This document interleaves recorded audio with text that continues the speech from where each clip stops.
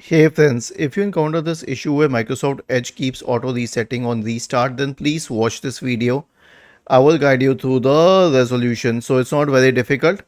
Open Microsoft Edge, click on the three dots at the top right corner, and then you can select settings from the menu.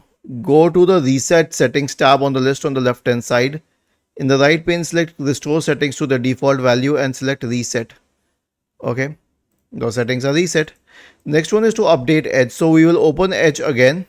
After resetting it, close it and open it once again.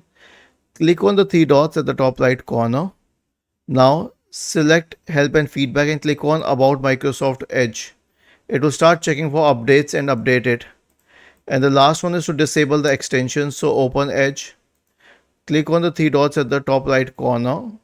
And then you can click on extensions.